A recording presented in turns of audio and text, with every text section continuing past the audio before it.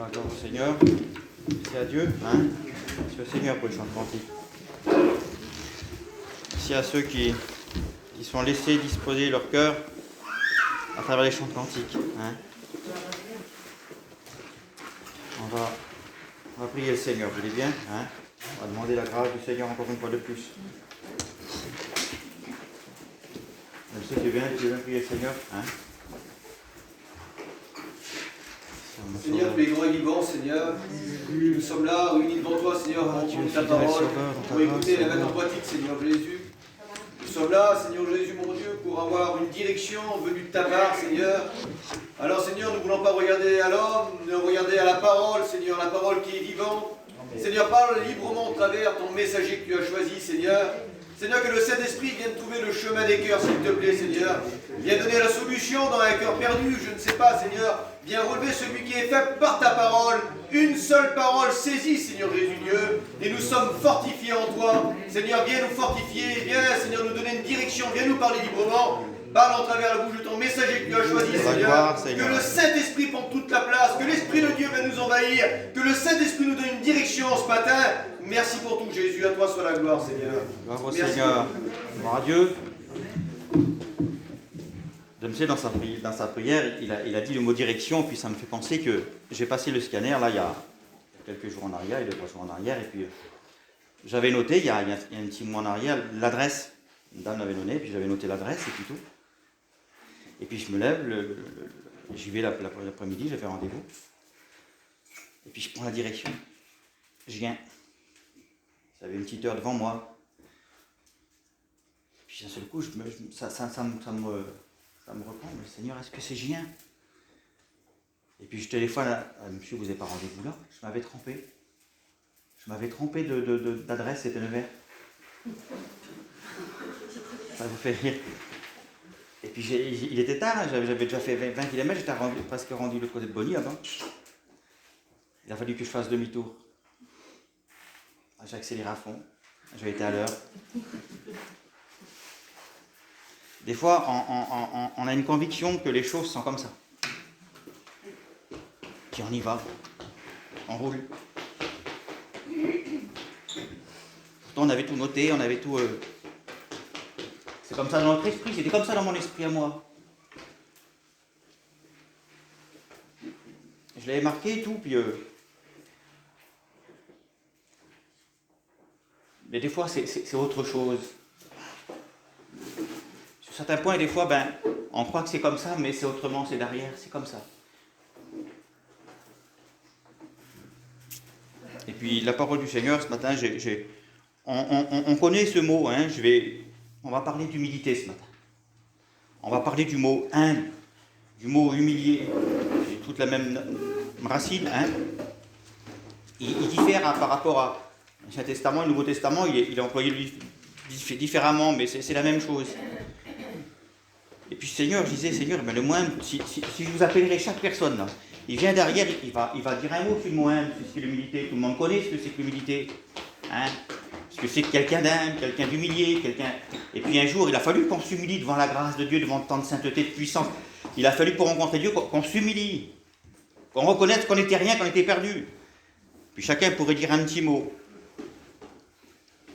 Et puis le mot humilité, le mot humble, le mot humilié, c'est dans l'Ancien Testament, la racine c'est Anna en hébreu, Anna, qui veut dire misérable, affligé, malheureux. D'où ça vient le mot courber les chines. Vous savez, courber les chines, ça veut dire se laisser faire, courber le dos, et puis se laisser aller, se laisser faire. C'est le serviteur devant ses bourreaux, devant ses persécuteurs. Et puis, il y a un texte de la parole du Seigneur où on le connaît, où Isaïe 53, on lit souvent, vous le connaissez, qui dit que il a été maltraité et opprimé. Il n'a pas ouvert la bouche. Semblable à un agneau qu'on mène à la boucherie. Une brebis muette, c'est-à-dire qu'il n'a rien dit, pas un mot. Devant ceux qui l'attendent, il n'a pas ouvert la bouche. C'est une vertu de Dieu c'est un attribut, une vertu de Dieu. L'humilité, le mot humble, c'est dans le cœur de Dieu, c'est Dieu. On va le voir ensemble de toute façon, pas de problème. Et puis si on dit bien, du début jusqu'à la fin, tout est fait dans l'humilité, dans le mot humble, et puis à plusieurs endroits, partout. Et puis je regardais, puis on lit, puis vous connaissez l'histoire, où il dit que Dieu a, si on regarde bien, il a humilié son peuple au désert pour réellement lui révéler ce qu'il avait dans son cœur. Il a fallu qu'il humilie son peuple dans le désert pour lui révéler ce qu'il avait dans son cœur. Il l'a soumis à la pauvreté, la Bible dit. On va lire ensemble Deutéronome 8.2. Il dit « Souviens-toi de tout le chemin que l'Éternel ton Dieu t'a fait faire pendant ces 40 ans dans le désert, afin de t'humilier et de t'éprouver, pour savoir quelle était la disposition de ton cœur et si tu garderais ou non ses commandements. » Il l'a humilié, c'est-à-dire qu'il l'a rendu comme plus rien. Il a fallu qu'il lui fasse, qu'il aille courber les chines, courber, il dit j'ai plus rien, le peuple se retrouve comme ça, pour qu'à un moment donné, il se tourne des regards vers Dieu. C'est ce que Dieu a toujours à rechercher, c'est ce qu'il voulait. Il voulait quelqu'un d'humilié, il voulait un peuple qui soit humilié, il ne voulait pas un peuple au cou raide, il voulait un peuple qui soit humilié. Qui reconnaissent sa parole, qui reconnaissent sa volonté, qui reconnaissent son amour, qui reconnaissent qu'ils ne sont rien sans lui.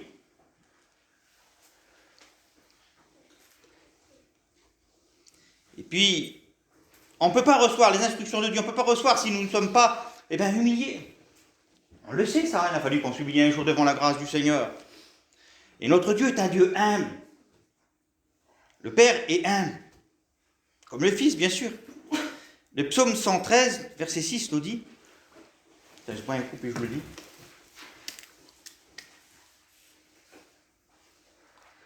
Essayez de comprendre les paroles du Seigneur ce matin, comme je l'ai compris moi, avec la grâce du Seigneur. Il abaisse les regards sur les cieux et sur la terre. Le psaume 113, verset 6. Il abaisse ses regards sur les cieux et sur la terre. Il parle de Dieu là, hein. De la poussière. Il retire le pauvre du fumier. Il relève l'indigent. Notre Dieu, il baisse la tête, il regarde, il se baisse, il se met en avant pour regarder. Et puis il relève l'indigent du fumier, le pauvre, le malheureux du fumier. L'indigent, c'est celui qui n'a rien, qui n'a plus rien, qui est dépourvu de tout. Celui qui est poussière, en un mot nous, il le relève du fumier, il le relève, il le retire du fumier. Puis, au verset 5, qui est semblable à notre Dieu? C'est-à-dire, qui pourrait prétendre être comme lui? Et puis, il y a une question qui va encore se poser, qui est là, qui est semblable comme lui? Il a sa demeure en haut. Ça veut dire qu'il est bien plus haut que nous, c'est ce qu'il veut dire le verset. C'est ce qu'il est bien plus haut que nous, il est tout puissant. Qui pourrait prétendre être comme Dieu? Qui pourrait prétendre dire où que c'est que Dieu va, où que c'est qu'il est?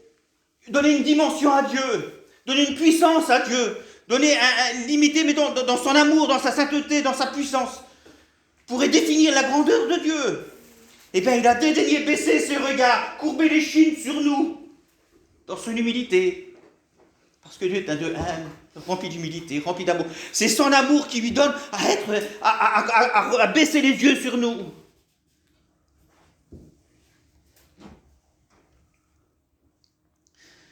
Il a abaissé ses regards, il a dédaigné à baisser ses regards sur la poussière que nous étions.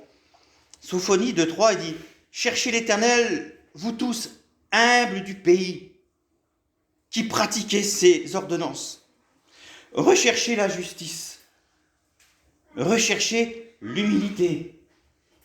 Peut-être serez-vous épargnés le jour de sa colère. » On n'est pas destiné à la colère de Dieu, nous. Parce qu'on a su un jour, reconnaître qu'on était des misérables. Je me répète, je ne cesserai pas tout le long de vous répéter qu'on sait ce que c'est que l'humilité. Moi j'ai une vision d'humilité. On sait ce que c'est que l'humilité. Mais jusqu'où elle va dans la pensée de Dieu? Qu'est-ce que l'humilité réellement? Qu'est-ce que quelqu'un aime? Jusqu'à où que ça va? On va le voir ensemble avec des versets. Hein?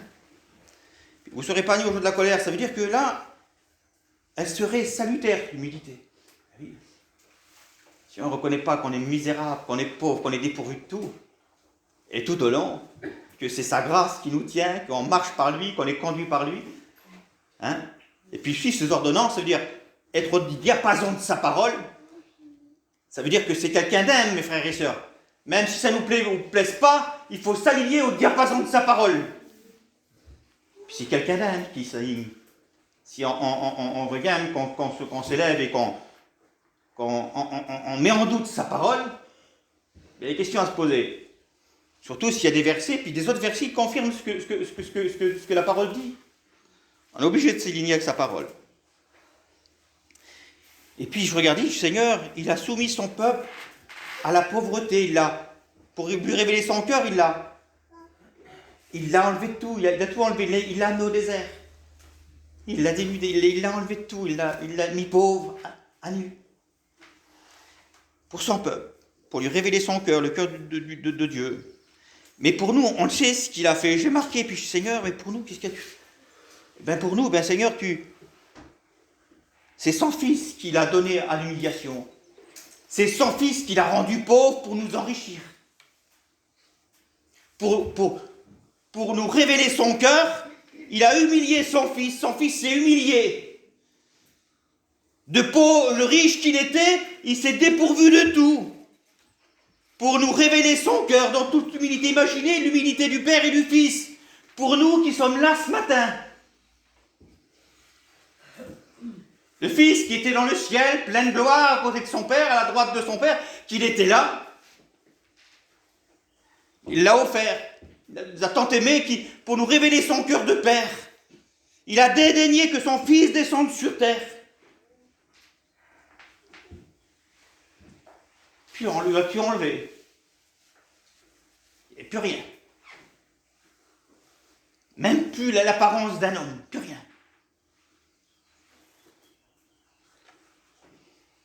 C'est l'humilité de mon Sauveur, l'humilité de Dieu. Sommes-nous pas appelés, nous, chrétiens maintenant, à vivre et être dans l'humilité chaque jour? À reconnaître la parole de Dieu, à reconnaître quand Dieu parle, quand Dieu veut quelque chose, s'humilier. Ben Seigneur, je me mets au diapason de ta parole, je dis oui, amen à ce que tu veux. Alors j'entreprends, Seigneur, même si ça va me coûter, même s'il faut que je coupe les dos, même s'il faut que je me baisse, même si ça me fait mal, même si mon orgueil n'en prend un coup, eh bien je m'humilie puis je veux le faire. Ouais. Je m'aide, Seigneur, parce que tu es un Dieu humble et tu rechercheras toujours un cœur humble. Oui, nous sommes appelés, la parole de Dieu nous confirme, 1 Pierre 3,8. Soyez animés d'humilité. Soyez animés d'humilité. 1 Pierre 3,8. Colossiens 3,12. Je vous demande d'être revêtus d'humilité. C'est-à-dire qu'en l'extérieur et à l'intérieur, on se doit d'être revêtus d'humilité. À l'extérieur, ça doit se voir. Les choses du dehors ne doivent pas nous enlever ce que l'on est. On ne doit pas se regarder, on ne doit pas, non. Parce que ça vient de l'intérieur. On est revêtu d'humilité, mais à l'intérieur, on est plein d'humilité. C'est pas de la fausse humilité. C'est vrai, c'est à l'intérieur. Quand la Bible dit « Soyez remplis de toute humilité », quand on emploie le mot « toute humilité », ça veut dire que c'est pas de la fausse. C'est de la vraie. C'est vrai, c'est de la vraie humilité. C'est vrai, ça vient du cœur parce que je la fais parce que c'est mon roi qui me l'a appris. C'est parce que j'aime mon Sauveur. Alors je me mets au diapason de sa parole.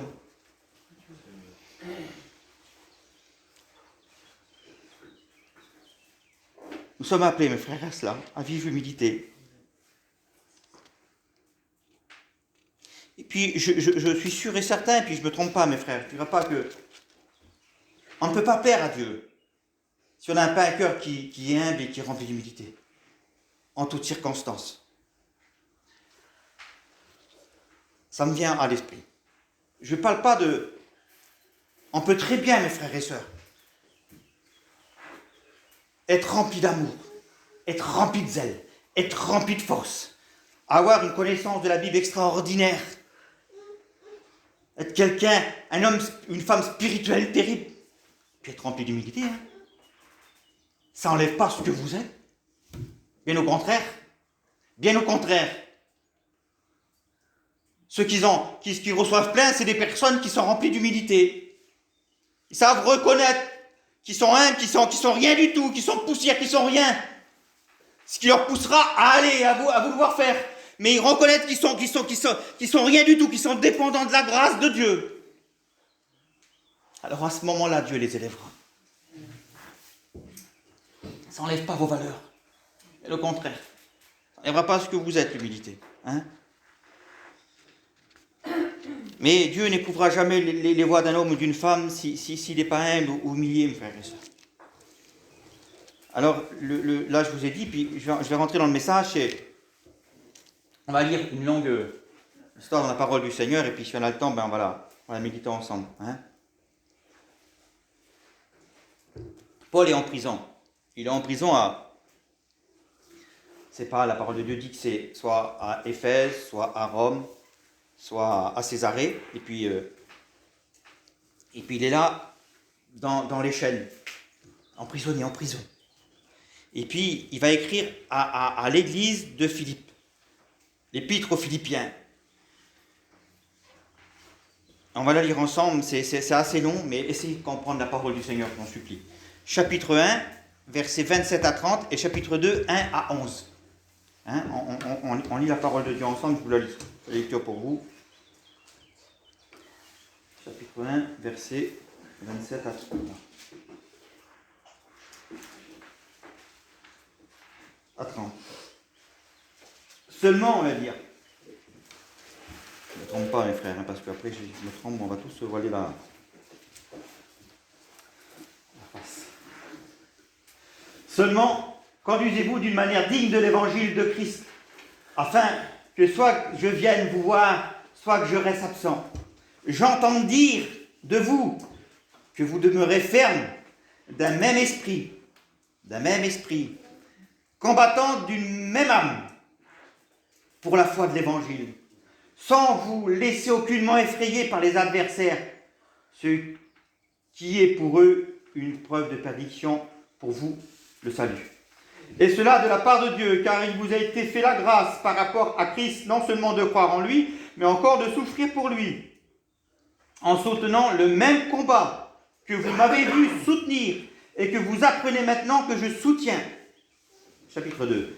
Si donc il y a quelque consolation en Christ, s'il y a quelque soulagement dans la charité, s'il y a quelque union d'esprit, s'il y a quelque compassion, quelque miséricorde, rendez ma joie parfaite. Rendez ma joie parfaite. Ayez un même sentiment, un même amour, une même âme, une même pensée.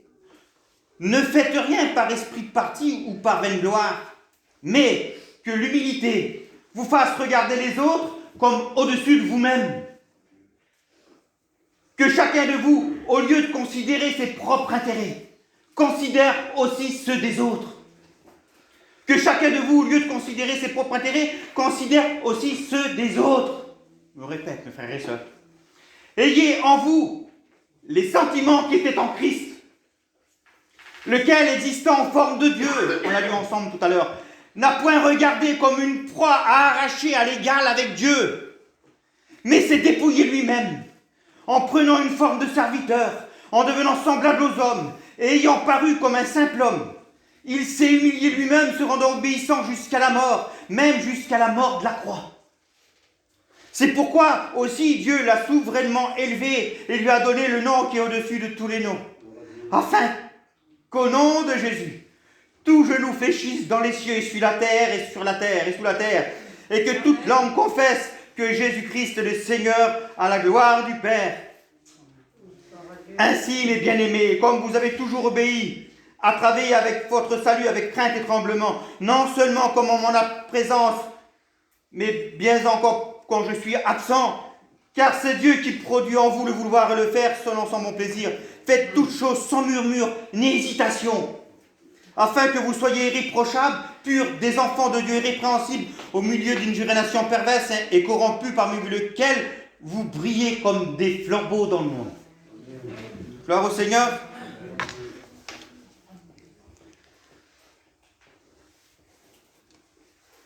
Si on a fait attention à la parole du Seigneur, eh bien, notre frère Paul est en prison, il est lié. Les prisons de l'époque, ce n'est pas les prisons de maintenant. On parle courtement de Paul parce que c'est un homme humilié, parce que Dieu ne l'aurait pas choisi, mes frères et sœurs. Il est en prison, puis les prisons de maintenant, de l'époque, ce n'est pas les prisons de maintenant. Maintenant, ils n'ont pas de chaîne.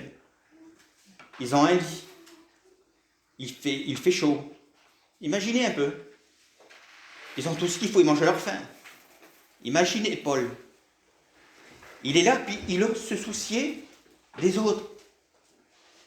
Il ose se soucier de l'église de Philippe, l'église qu'il a fondée, hein. Eh bien, il ose se soucier, il est dans le souci, il se tracasse, il s'humilie, son fait. Il a l'humilité de son faire pour les autres, il pense aux autres avant qu'à lui leur va dire, mais oui, mais regarde, je suis dans les chaînes, moi, je suis en prison, j'ai froid, j'ai faim, je ne sais pas où dormir, je suis malade, je ne suis pas bien. Il aurait pu, mes frères et sœurs. Il aurait pu dire à Dieu, mais regarde, il aurait pu s'en soucier pour lui, demander pour lui, mais il demande pour les autres, il se soucie pour les autres, Paul. L'intérêt pour les autres. Quel bon serviteur, mes frères et sœurs. Seigneur.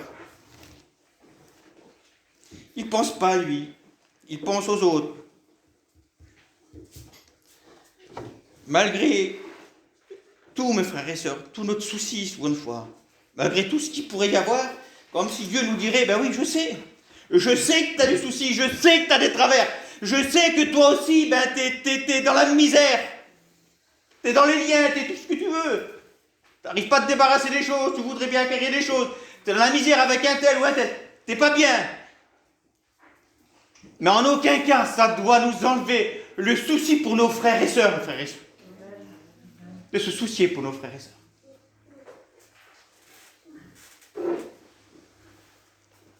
L'intérêt avant les siens.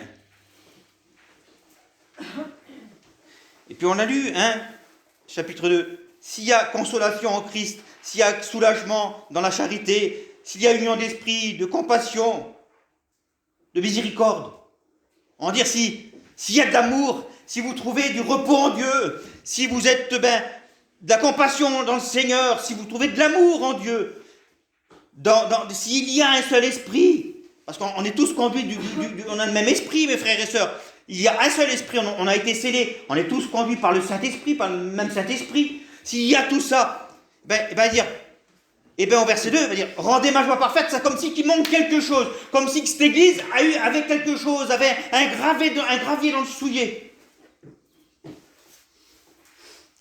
Il va leur dire, ayez un même sentiment, un même amour, même âme, même pensée. Ça veut dire alors à ce moment-là qu'il y avait des différences alors. Il y avait des différences. Comme si il y en a qui se prenaient plus que d'autres. Comme si que, vous comprenez comme si que l'autre, il voudrait, il comprendrait mieux lui. Il saurait mieux elle saurait mieux elle. Parce qu'il dit une même pensée. Parce que notre pensée à nous, elle n'est pas bonne, mes frères et sœurs. Notre pensée à nous, elle ne vaut rien. Ce qu'il nous faut, on va le dire ensemble après, c'est la pensée de Christ qui compte. Et puis la pensée de Christ, c'est tout le monde qui l'a. Parce que c'est le Saint-Esprit qui vous la rappelle.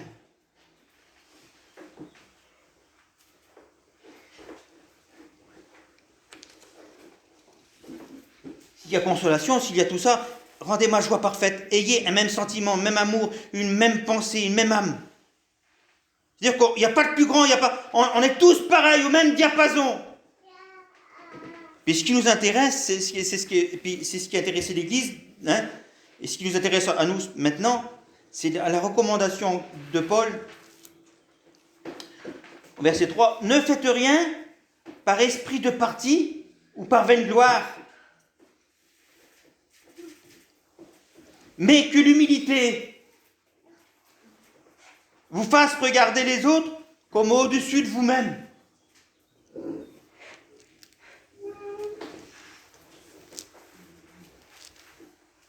Cette église avait été touchée, mes frères et sœurs. Si on lit plus loin, chapitre 4, il y a deux sœurs en Christ qui vont... Parce que Paul leur rappelle, je l'ai noté, comment ils s'appelaient, Évodie et Syntyche. Ils ont un travers. Ils n'ont pas un même sentiment. J'exhorte Évodie et Syntyche à être d'un même sentiment dans le Seigneur. Chapitre 4. Paul l'avait écouté dire, dans sa prison, il avait écouté dire qu'il y avait de la discorde, un même sentiment, ils n'étaient pas sur la même longueur d'onde. Comme si une ou l'autre se sentait inférieure à l'autre. Comme si une ne voulait pas s'abaisser, c'est comme si il y avait de l'égoïsme, en un mot.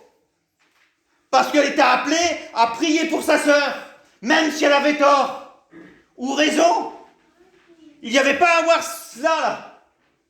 Ça ne devait pas avoir lieu, tout cela. Parce qu'on avait tout reçu de la grâce de Dieu, de son amour, de tout. La Bible, on l'a lu ensemble. Alors il dit, rendez-moi joie parfaite, ayez un même sentiment. Les sentiments n'étaient pas les mêmes les uns pour les autres.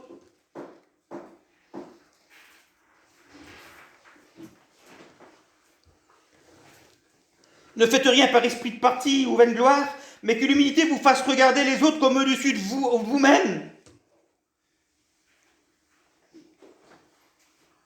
Pas facile de dire à un autre, t'es plus spirituel que moi. Je reconnais. T'as plus de foi que moi. Mes frères et sœurs, je vous le dis, on est tous ensemble. Dire à un autre, t'es plus fort que moi.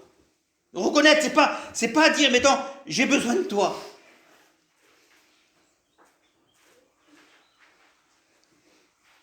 C'est pas dire de Seigneur en toute humilité, ça veut dire que c'est pas de la fausse humilité, de le dire du vrai cœur. Pas de dire Seigneur, je ne trompais pas heureusement, je le dis de la bouche, mais le cœur n'y est pas. Le cœur n'y est pas de dire, je te considère plus haut que moi. Je te considère, ma soeur, je t'aime autant que moi. Un même sentiment.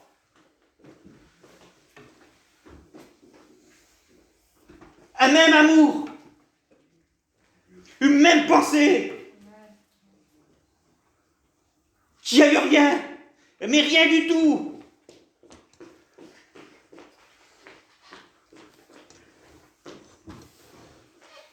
Et l'Église avait été touchée par cela. Là, c'est 3 et 4. Ne faites rien par esprit de parti ou vaine gloire. Parti, ça veut dire rivalité. Que l'humilité vous fasse regarder les autres comme au-dessus de vous-même. Que chacun, au lieu de considérer ses propres intérêts, considère aussi ceux des autres. Je veux croire que ma sœur, elle a besoin de moi. Je veux croire que mon frère, ils ont plus besoin que moi. Je veux croire, même que des fois j'ai des misères, même si ça ne va pas, que j'ai des combats, je veux me soucier pour mes frères serviteurs, pour mes frères qui sont là, pour vous, mes sœurs, je veux me soucier. Et c'est pas de la fausse humilité, je le veux. Je veux me soucier pour eux. Parce qu'ils ont autant besoin que moi. Malgré des fois que ça paraît bien, que ça paraît beau. Mais ils ont des combats, ils ont des luttes. Et eux aussi, ils veulent aller jusqu'au bout. Alors ils ont besoin de nos prières. On a tous besoin les uns des autres, mes frères et sœurs. On doit tous être animés des mêmes sentiments. Il n'y a pas un plus grand que l'autre. Nous sommes tous dépendants de la grâce de Dieu. Nous sommes tous dépendants de ses pensées. On doit s'aligner à sa pensée. Et je vous l'ai pris en plusieurs versions, comme ça on la comprend mieux. Ne faites rien pour passer devant les autres, ou pour que les autres vous admirent. Cela ne vaut rien. N'agissez pas en vue de la satisfaction de vos désirs particuliers. Laissez tomber tout esprit de rivalité. Que ni la vanité, ni les désirs de faire bonne impression ne commandent vos actions. Que par l'humilité, chacun considère son frère, sa sœur, meilleur et plus important que lui. Pas facile ça, hein? Pas facile, hein? Mais c'est la parole de Dieu. C'est la parole de Dieu et on doit s'aligner. Parce que c'est dans le cœur de Christ, c'est dans le cœur du Père. Il nous a révélé son cœur, l'humilité qu'il avait. Alors que nous qui sommes là, on ne devrait pas couper les chines et puis être, ben Seigneur, oui, j'accepte maintenant ta parole. Souvent de fois, on entend dire, souvent de fois, j'ai assez de misère chez moi pour m'occuper des autres. J'ai assez de problèmes chez moi pour regarder chez les autres.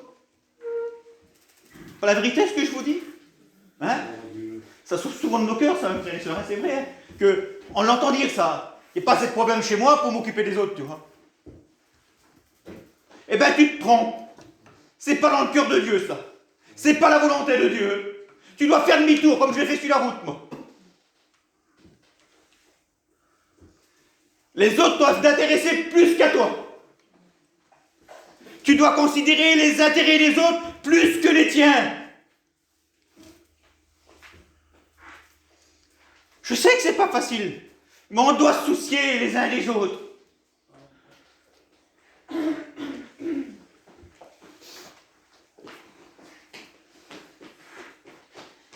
Et puis le verset 4 de tout ce qu'on a lu.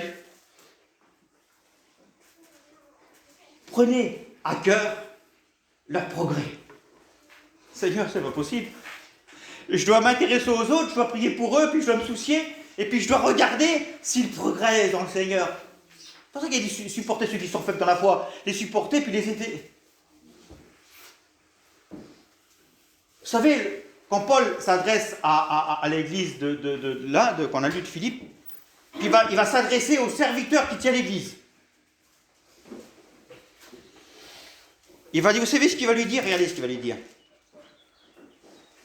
J'exhorte Évodie et Saint-Tiche à être d'un même sentiment dans le Seigneur. Et toi aussi, fidèle collègue. Oui, toi. Oui, il va répéter. Oui, je te prie de les aider. C'est la recommandation de Paul aux serviteurs de l'Église. Fidèle collègue. Collègue dans le travail. On doit s'aider les uns les autres, mes frères et sœurs. On doit prendre soin les uns des autres. Pas faire bonne figure, Seigneur, parce que Dieu connaît les sentiments des cœurs. Ça, c'est pas de la vraie unité, puis parler d'un... Non. Et dire, Seigneur, il va se sentir supérieur à l'autre. Non. T'es au même diapason. Un chant de blé, il n'a pas un plus haut que l'autre. On est tous au même diapason. Tous pareils.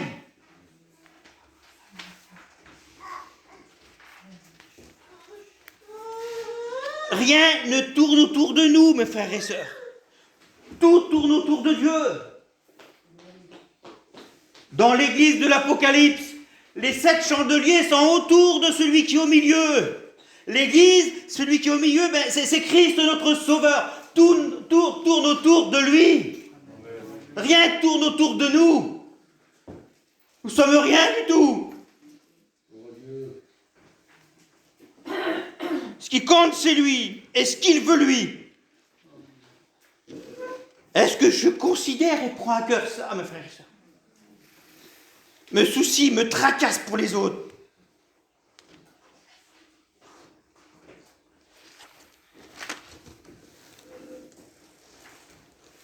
Alors, au verset 5, ayez les mêmes sentiments qui étaient en Christ. La version d'Arby va dire, ayez les mêmes pensées. La même pensée que Christ. Il faut qu'on aille la même pensée que Christ, que Dieu, Jésus avait dans sa pensée, la manière qu'il réfléchissait pour les autres, la manière qu'il montait à la croix, dans la direction qu'il prenait, l'attitude soit identique à Christ. Une autre version va dire que votre attitude soit identique à Christ. Où? C'est une question ça. Où qu'elle doit être identique à Christ? Quand qu'elle doit être identique à Christ? Devant qui? Pour qui? À la croix, la première personne qu'il a rencontré, Christ, C'est le brigand. Un brigand. Je me posais la question, je dis Seigneur, tu l'as pardonné, Seigneur, oui. Parce que c'est un meurtrier, oui. Mais sa vie avant, qu'est-ce qu'il a fait alors? Qu'est-ce qu'il a fait? Je ne sais pas quel âge qu'il avait le brigand, 30, 40 ans, je ne sais pas. Mais quelle était sa vie? Est-ce qu'il a juste, qu'est-ce qu'il a fait? Vous savez sa vie au brigand, vous savez s'il n'était pas de la même nature que ceux qu'on déteste, qu'on ne peut même pas voir à la télé quand on regarde. Est-ce que vous le savez s'il a fait ça ou pas, vous?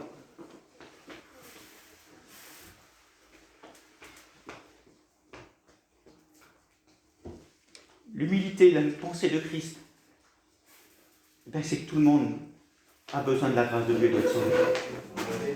C'est reconnaître, pas dire Seigneur, donne nos pensées à nous. Lui, jamais là. Elle, jamais de sa vie, elle sera sauvée. Elle ne mérite même pas. Comprenez ça? Dire Seigneur, donnez un point, celui-là là-bas, qu'on regarde de loin, ne veut même pas s'approcher, mais il a besoin de la grâce de Dieu. Si Dieu s'est humilié pour lui, tu vas te regarder, tu vas faire quoi, toi? Tu vas être orgueilleux, orgueilleuse pour dire, il n'a pas besoin de la grâce de Dieu alors. Ou elle n'a pas besoin de la grâce de Dieu. Une fois dans les cœurs, c'est comme ça, Seigneur, en nous, on donne des comme si, mais pour qui on se prend des fois? Seigneur, on n'ose même pas aller vers lui là-bas, ouais, mais ça va, celui-là, jamais il se convertira, jamais elle se convertira, elle là-bas.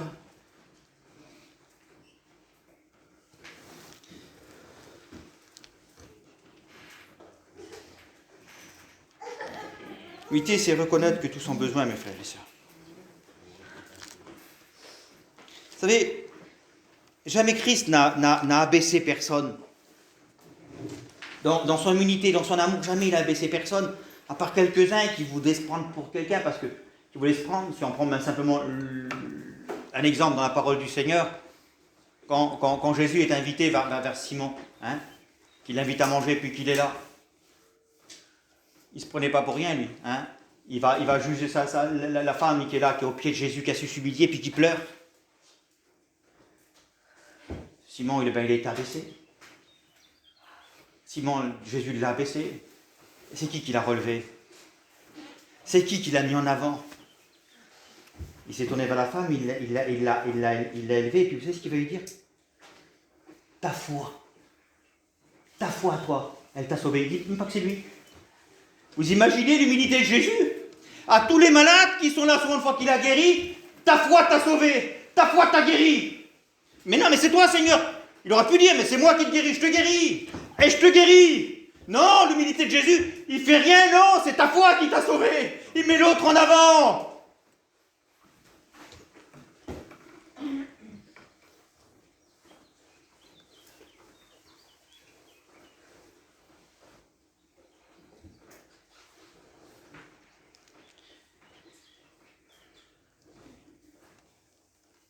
Vous savez, je marquais ça moi, avoir la pensée de Christ, c'est les diriger, nos pensées, de manière qu'elles puissent s'accorder avec celle de Jésus-Christ.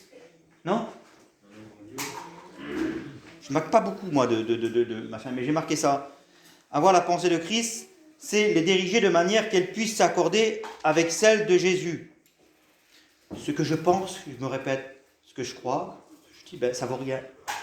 Si ça ne vient pas de Jésus, si ça ne s'accorde pas avec sa parole, si ça ne s'accorde pas avec ce qu'il aurait fait lui, la manière qu'il aura agi lui, la manière qu'il pense lui, la manière de l'exemple qu'il nous a donné, dans certaines circonstances, la manière qu'il a agi, ce qu'il ferait. Galates 6.3.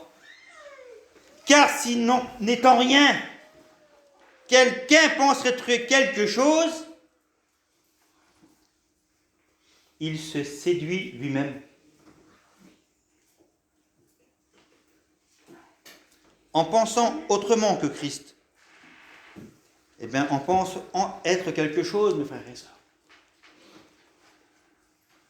Quand on dit Seigneur, oui, mais la parole c'est bien beau, puis des fois, souvent, oui, mais d'ici à l'accomplir, c'est pas facile. Je l'ai écouté ça, moi, plein de fois. On ne pourra pas le faire, ou ce n'est pas pour nous. Pour les autres, ça ne rejoint pas la pensée de Christ. Verset 6, existant en forme de Dieu, n'a point regardé, mais s'est dépouillé lui-même, en prenant une forme de serviteur, en devenant semblable aux hommes, à notre niveau, semblable aux hommes, à notre niveau. Il s'est dépouillé lui-même, c'est-à-dire que c'est une volonté personnelle. Ça vous concerne à vous, c'est votre effort à vous. La manière que vous allez employer vous, votre force que vous aurez puisée en Christ, que vous aurez à vous de vous dépouiller vous-même pour les autres.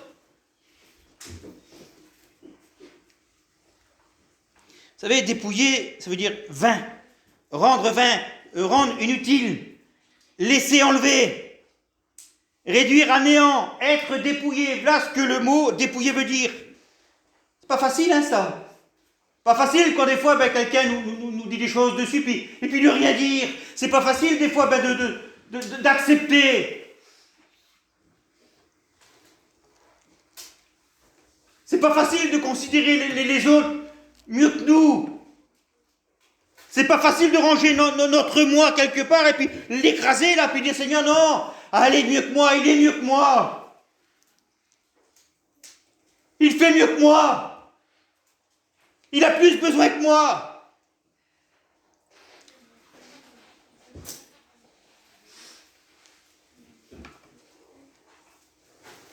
Mais c'est à nous ça, c'est personnel, c'est à nous d'essayer de combattre, dire Seigneur, eh bien oui, je le veux ça.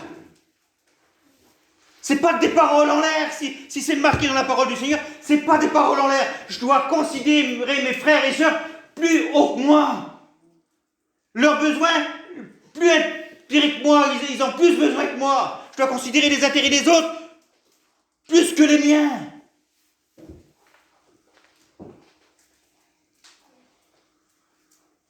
On se dit, Seigneur, on voit ça comme une montagne. Dire, Seigneur, j'ai assez de problèmes chez moi pour considérer davantage les autres. Ça donnerait un moyen de prière. Seigneur, eh bien, oui, mais les autres, ils ont pas besoin, ils sont bien, eux.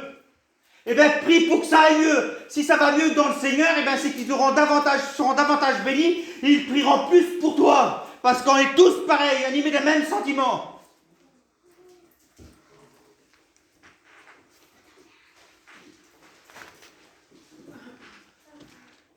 Vous savez, quand on dit Seigneur, eh bien, on écoute se dire bénis le fort, bénis le faible. Bénis le faible, oui, on dirait plus d'une manière, eh bien oui, Seigneur, parce qu'il est faible. Et puis bénis le fort, oui, on dit, mais non, bénis le fort, Seigneur.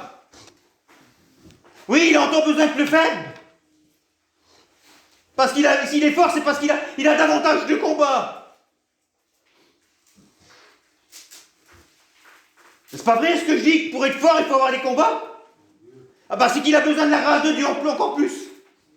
Parce que c'est quelqu'un qui se combat pour être fort, quelqu'un qui combat pour apprendre, pour lutter pour Dieu. Et c'est un combat d'une vie, ça. Alors c'est qu'il a besoin de la grâce de Dieu. Comptez sur vos prières, lui ou elle. Puis elle, de son côté, parce qu'il est fort, eh bien, s'il est fort, c'est qu'il prie le Seigneur, parce que Dieu lui a donné à prier pour vous. Il n'y a pas un plus grand que l'autre.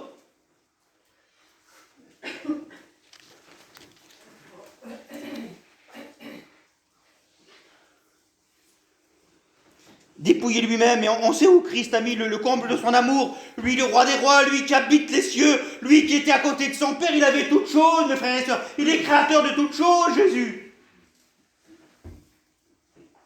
Puis il faut l'imaginer, cela. Il est là avec son Père dans toute sa gloire.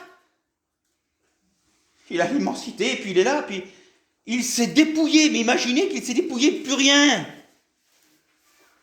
Puis il va mettre le comble de son amour, il va donner un exemple suprême à ses serviteurs qui sont là. Avant de monter en croix, quelque temps avant, il va mettre le comble de son amour. Il va monter l'exemple suprême qu'il nous faut avoir. Vous savez ce qu'il va faire? Il va se mettre un linge et puis il va prendre l'exemple du serviteur, de l'esclave, et puis il va laver les pieds de chacun. On en discutait l'autre jour. Pas plaisant des fois des pieds sales de les laver. On ne veut pas trop laver les pieds sales. Christ les a lavés un par un, mes frères et sœurs. Il n'a pas fait de différence à un ou que l'autre.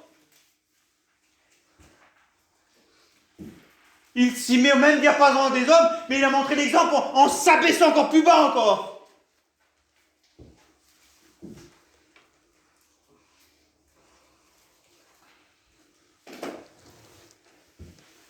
Reconnaître que mes frères et sœurs ont besoin de moi.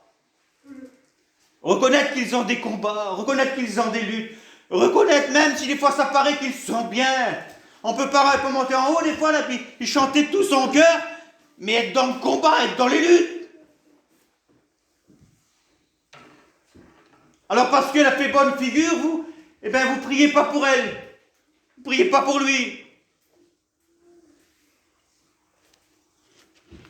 Je ne sais pas à l'heure, mon frère. Je termine. Hein.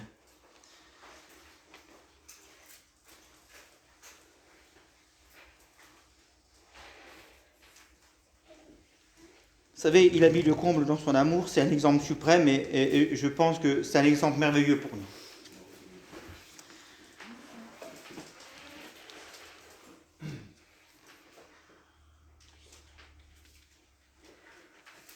Vous savez, j'ai marqué prendre sur nous, nous dépouiller de nous-mêmes, de nos pensées, de mes gênes, de mes timidités, de mon raisonnement, ma volonté. Vous savez, c'est tout ce que l'on est, ce que l'on peut penser, ce que l'on croit, vous savez. Et moi, je m'étais engagé sur la route, c'est un exemple, je le prends comme ça, c'est pour moi, je le prends personnellement, vous prenez la parole de Dieu comme vous voulez. Après, vous vous débrouillez avec la parole de Dieu. Hein. C'est-à-dire que moi, mes pensées à moi, ce que je pensais, mon raisonnement, tout cela, tout ce que je crois, hein, et puis toutes les timidités qu'on peut avoir, les gênes, tout ça. Et puis si on ramenait tout, avoir la pensée de Christ, c'est ramener tout à sa volonté, à ce qu'il veut lui. Tout ce que lui ferait. Sa pensée à ses sentiments, pour les autres et pour son œuvre. Ça veut dire que tout ce que je penserais moi, tout ce qui pourrait m'empêcher, c'est bon de s'humilier. Vous ne croyez pas que c'est bon de s'humilier? Hein? C'est bon de Seigneur, j'ai honte de prier. On est toujours là à vous le dire. Ah, j'ai honte de prier. Qu'est-ce que je vais dire? Tu vois pas que je me tromperai? Quelle honte, quelle humilité, je me tromperai. Ah. Seigneur, c'est ça ton humilité, c'est ça ton combat. C'est ça. Ah, tu vas te dépouiller de cela. Parce que tu vas piquer une honte, parce que tu vas balbuter, tu vas avoir un langage qui ne va pas aller quand tu vas élever la voix vers Dieu. Je vous dis ça entre parenthèses. Hein. C'est ça t'humilier pour toi. T'as peur d'être humilié. T'as peur d'être humilié quand tu vas voir quelqu'un et puis il dit Seigneur, oui, mais j'ai pas l'habitude à aller voir à lui là-bas. Je sais pas, j'ai pas de conversation avec lui, on n'a pas les mêmes choses, je peux pas lui parler de mon sauveur. Je vais peut-être piquer l'onde, il va peut-être me faire un affront, peut-être. C'est ça, t'humilier.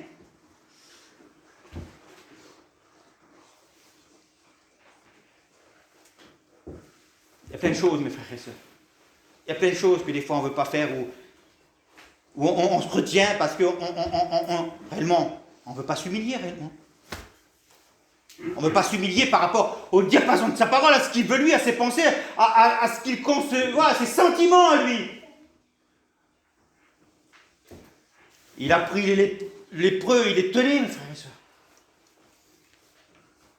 Les gens de l'époque, il y en avait qui n'étaient pas... on ne pouvait même pas approcher des fois. Jésus n'a jamais fait de distinction, mes frères et sœurs. Jamais, jamais, jamais, jamais, jamais, jamais. C'est pas dans la pensée, c'est pas dans les sentiments de Christ. Les deux personnes qui se heurtaient là dans l'église du Seigneur, il y avait peut-être des distinctions, peut-être, je ne sais pas moi, je crois qui devait les déranger.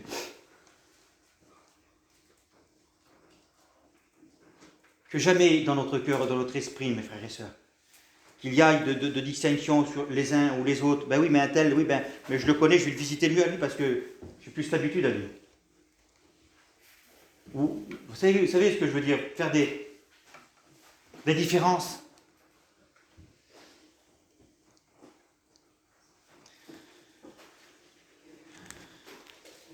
Nous dépouiller, mes frères et sœurs, souvent de fois, ça nous fait du mal. Ça va à l'envers de ce que l'on voudrait nous, de notre raisonnement, de nos pensées, de nos habitudes. Ça casse nos habitudes, des fois, se dépouiller. C'est faire autrement. J'ai jamais prié pour elle, là, ou pour lui. Jamais j'ai souci de prier pour elle ou pour lui. Pour moi, alors, Je ne vais pas dire où je la vois, mais dans nos cœurs, des fois, je la vois. Eh ben, en bas, ou en haut, je sais pas, moi je la vois basse. Ou je le vois bas, ou je le vois. Non. Jamais j'ai prié pour elle, jamais j'ai pensé à lui, jamais j'ai pensé à elle. Eh bien, je vais prier pour elle maintenant. Je vais m'humilier, Seigneur, parce que tu me l'as dit ce matin. Je vais m'humilier, je vais me soucier pour elle, je vais prier pour lui, je vais prier pour elle. Je n'ai jamais fait jusqu'à maintenant. Je n'ai jamais été le voir là-bas, mais je vais aller le voir, Seigneur. Parce que je vais me dépouiller moi aussi. Je veux m'humilier, Seigneur. Je veux humilier ma chair, qui ne veut pas. Je veux la mettre au diapason de ta parole. Je veux la mettre au diapason de tes pensées. Je veux la mettre au diapason de tes sentiments. Qui existait en forme de Dieu, qui n'a pas hésité à descendre sur terre et qui s'est humilié jusqu'à la mort de la croix. Il y a des choses que je n'ai jamais fait, je n'ose pas, moi, je ne l'ai jamais fait. Seigneur, j'ose pas. Oui, ben je veux m'humilier, mais je veux les faire maintenant. Même que ça va me coûter, je sais que ça va me coûter, mais je veux le faire. Ça va vous coûter, frères et sœurs, de faire certaines choses où il faudra peut-être vous humilier. Mais c'est ce que Dieu veut ce matin. C'est ce que Dieu rappelle, parce qu'on est animé des mêmes sentiments. Il n'a pas fait plus grand que l'autre. On est tous dans le même combat, dans la même lutte, on est tous sur le même chemin. On est tous dépendants de la grâce de Dieu. Je termine. Matthieu 11, 29, vous savez, apprenez de moi, mais pas prendre de lui, dire car je suis doux et humble de cœur. Quelqu'un d'orgueilleux, ça plaira jamais, Jésus n'en voudra jamais, mes frères et sœurs. Il ne voudra jamais à côté de lui. Il acceptera toujours quelqu'un qui est humble et qui se reconnaît qu'il n'est rien. Quand on considère que Christ qui était tout, il s'est abaissé à rien, mais d'où qu'on vient, nous? Qu'est-ce qu'on est? Mais où on vient d'où? Mais on est que poussière, qu'est-ce que je vais me démunir de quoi? Je vais me dépouiller de quoi? Parce que j'ai eu un petit peu de succès ou quoi que ce soit, ou j'étais fort, ou j'étais... Non! Parce que... Non, apprenons que l'on n'est rien, qu'on est tous dépendants de la grâce de Dieu.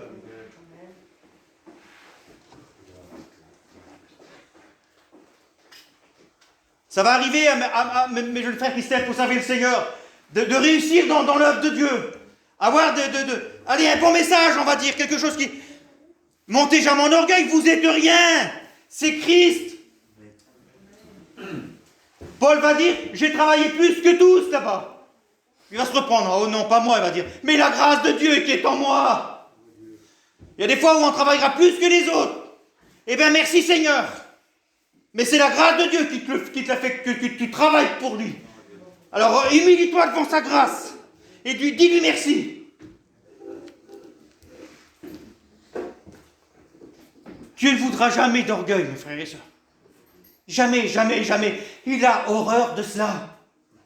Parce que dans leur cœur, le Père et le Fils sont humbles de cœur, ils sont humbles. Le Père a dédaigné se baisser ses regards, il nous a enlevés, il a donné son Fils. Le Christ s'est humilié. Il s'est rendu semblable aux hommes, il s'est abaissé.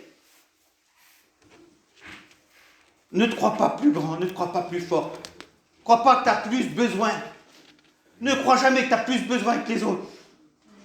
Tes frères et tes sœurs ont davantage besoin. Je lis un verset, on prie le Seigneur. Luc 9, 46, une pensée vint à leur esprit auprès des disciples. Les disciples à Jésus vont dire, qui est le plus grand dans le royaume des cieux? C'est une question qu'ils vont poser à Jésus. Qui est le plus grand? Il va prendre un petit enfant, il va le mettre là, puis il va dire, le plus grand dans le royaume des cieux. Le plus grand qui est au milieu de vous, va dire. Le plus grand qui est là. Il va dire, c'est celui qui est le plus petit au milieu de vous. Le plus grand, c'est le plus petit. Le plus humilié, on va dire. Et qui était au milieu d'eux, mes frères et sœurs? Qui se trouvait au milieu d'eux à ce moment-là? Hein? C'est Christ, notre Sauveur. Hein? Une pensée vers leur esprit. Qui est le plus grand? Aux disciples vont encore poser cette question. Qui est le plus grand? Qui est le plus important, il va dire. On va leur dire. Notre version va dire, le plus grand parmi vous, c'est le plus petit. C'est le plus petit. Tu veux être béni? Reconnais que t'es petit. Reconnais que tu ne vaux rien. Reconnais que tes frères et tes soeurs ont plus besoin que toi. Reconnais que tu as été tiré de la poussière. Reconnais que celui qui t'a enlevé de là, il est beaucoup, beaucoup, beaucoup plus grand.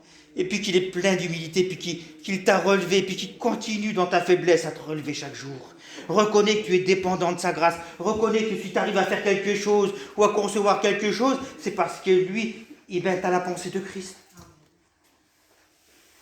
Hein? L'humilité, c'est accepter de se laisser dépouiller, mes frères et sœurs. Hein? Alors au Seigneur, je vous lis 2 versets. Psaume 119, verset 67. Avant d'avoir été humilié, je m'égarais. Maintenant, j'observe ta parole. 119, 111.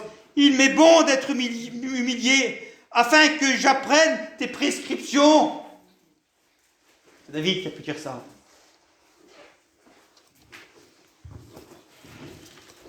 Reconnaître qu'on n'est rien, qu'il est tout. Hein? Reconnaître que lui, le souverain, le plus fort, le plus vaillant, notre héros, hein? Il s'est dépouillé, il a tout donné. Puis des fois, on n'oserait pas des petits combats de petites choses quand je parlais. Non, mes frères et sœurs. Comme ça, là. Tous unis, tous au même diapason. On a tous besoin de la grâce de Dieu. Des fois, pour les autres, ça croit. Ça va bien, oui, merci Seigneur, ça va bien. Mais ici, ça va bien, je me répète, c'est parce qu'ils ont eu des combats et des luttes. Il ne faut pas oublier un ou l'autre, pas de différence, pas de distinction. On est tous ensemble, parce que finalement, on vivra l'éternité ensemble. On est pour l'éternité ensemble. Alors Seigneur, je pourrais dire, moi je fais la différence entre David et puis le Manix et puis le DMC, entre tous mes frères qui sont là. Je vais faire de la différence? Non. Avec vous, mes sœurs, non. Je sais que vous soutenez un combat, je sais que vous avez besoin de mes prières. Je sais.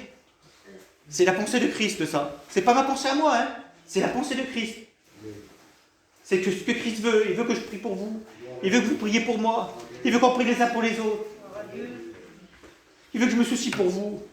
Il veut que je me soucie de vos progrès. Je sais que c'est pas facile. Dépouillons-nous, mes frères et sœurs. Même si ça nous coûte des fois, même si ça nous coûte d'aller visiter quelqu'un là-bas qui ne veut pas. Même si ça nous coûte des fois de faire des choses qu'on aurait honte de faire. Dépouillons-nous. Dépouillons-nous, mes frères et sœurs. Humilions-nous devant la grâce de Dieu. En plus, Seigneur, hein? Nous voulons te rendre gloire et grâce, Seigneur. Seigneur, tu connais mon cœur, tu connais ma vie. Je n'ai pas de faux sentiments, Seigneur.